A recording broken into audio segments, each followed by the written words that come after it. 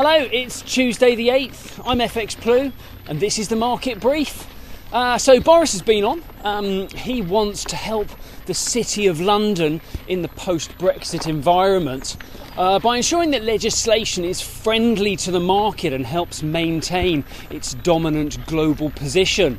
Everyone expects further competition to be seen from Paris and Frankfurt as they aim to take business away from London. But COVID provided an unexpected period of grace. But as Brexit matures, Johnson sees competition from Brussels as an ongoing theme across all sectors. The EU, of course, is motivated not to allow the UK to gain any real advantage from Brexit and wants to close any loopholes as quickly as possible. Remember, the more successful the UK departure, the more it could encourage other member states, like Italy, to line up and run for the door. In the market, there's a rather strange dynamic at the moment.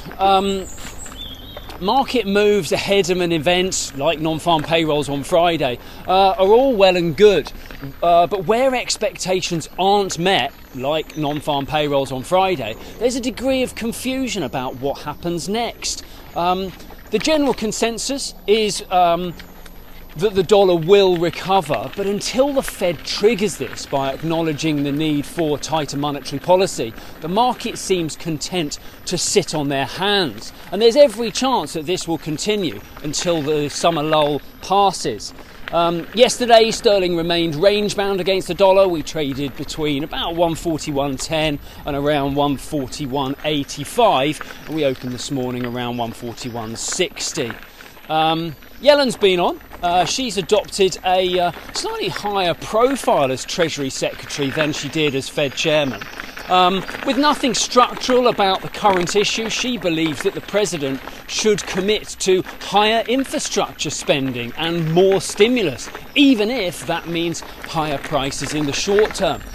She sees the bottlenecks in supply and any labour shortages as a temporary inconvenience, and the associated inflationary effect she sees as transitory.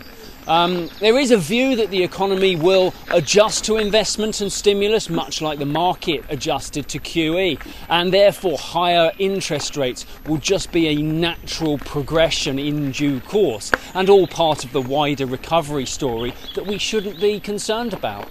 The Fed meeting is next week. That's unlikely to see any significant market volatility as the market has accepted a wait-and-see approach from the Fed.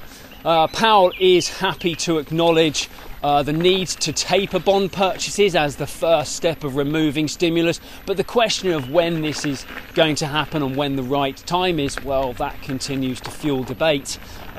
Yesterday, the dollar index continued to drift around the 90 mark, and euro dollar climbed back to around 121.90. Right, that's it from me. Have a wonderful day. Do get out in the sun if you can, and join me again tomorrow.